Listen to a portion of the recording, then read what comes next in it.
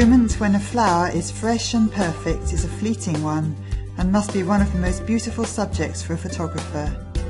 I'm Sue Bishop, and in this course we'll be looking at understanding and using natural light and colour, as well as creating satisfying compositions.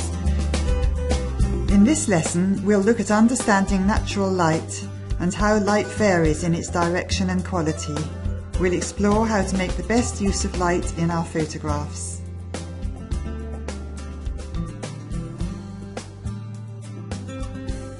In flower photography, as in any other kind of photography, the quality of light is one of the most important things to consider.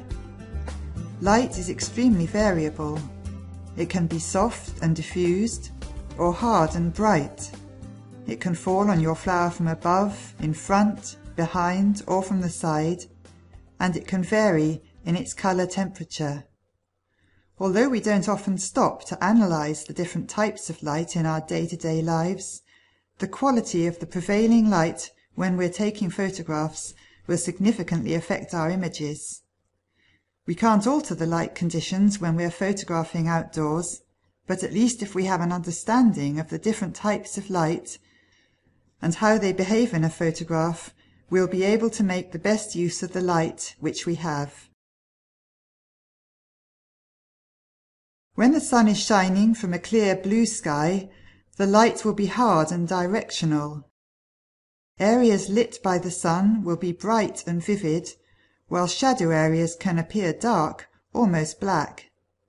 This is a very contrasty kind of light, and in a photograph it can sometimes result in highlights being very light, almost burnt out, and shadow areas being dark and blocked up if the contrast range is too great for the camera to cope with. The human eye and brain is much better at coping with contrast and seeing detail in both highlights and shadows than a camera sensor is. In a photograph taken in hard, bright light, you will often see shadows cast by one flower onto another, or even by one petal onto another, which you didn't notice at the time because your eyes and brain were compensating for the contrast range. In this photo, the sun is casting shadows from some blades of grass onto the petals of the phlox, which I didn't really notice at the time I was taking the picture.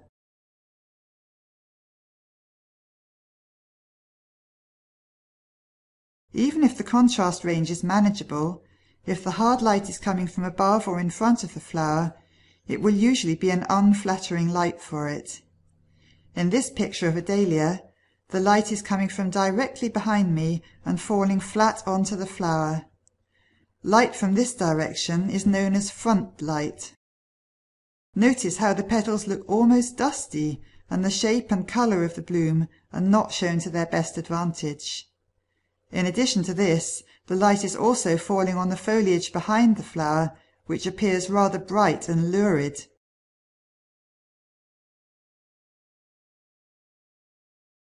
For this second photo of the same flower, I changed my position so that the light is now coming from my side and slightly in front of me at about 11 o'clock. This has completely changed the resulting image. The petals now look much richer in colour, and the sun is rim lighting the petals, giving much more of a sense of the three-dimensional shape of the dahlia. It's also no longer falling directly onto the leaves behind it, so that they are much less distracting to the eye. So when you're photographing in a hard directional light, it's important to consider the direction which the light is coming from.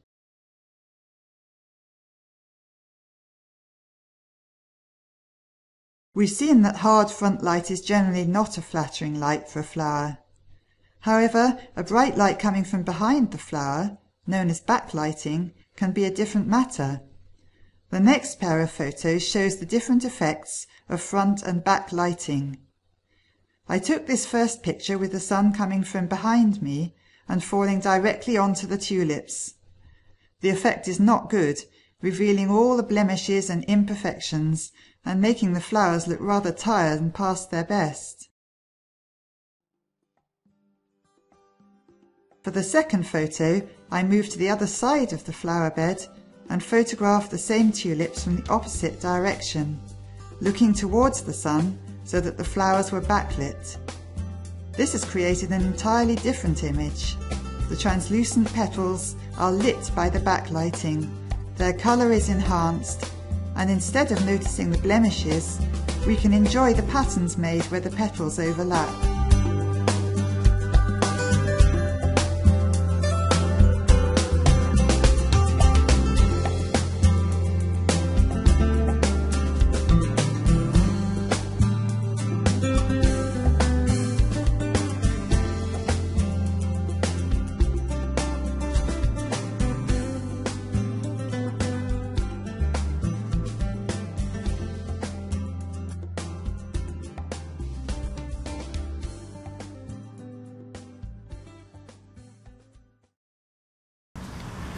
So this is a follow-up on the story I did yesterday about the bee dying on the flower. This is the same flower, and this is the next day, and I came over here and I found this flower and I said okay, and I was looking at it and I noticed that any bee that was landing on this flower was dying. And this is a really big bee, and I've been watching it, doing some pictures. You can see the pictures that I have, and you'll see that this bee died while he was eating at this flower. And this is what's happening all over the world with bees and everything. They're all dying, and the Fukushima fallout is killing everything. So you're having a good look at a close-up here. And there we go. Let's see if I can do it. No, can't do it this close. So this time I decided to pull this flower out because every bee that lands on it dies. And here I'm sitting here in a garden holding this big fat bee, and it died right in front of my eyes. And people don't notice anything, but I do. See, look, the bee died while it was on this flower. Really? Yeah, they're all dying. This is happening all over the world. Look at all the trees, everything's dying. It's the Fukushima fallout. Yeah. Yeah, don't touch it. No. But it's dead. Oh yeah. Like yesterday I was here, I was doing some pictures, and I did a video of a bee that landed on this, started eating, and it died in front of my camera. Oh my gosh. Well, look at it. I see it. It's barely alive. It's been struggling to move, and I've been taking pictures of it, but it's finally completely dead. But this time I decided to remove the flower because this flower has been killing all the bees.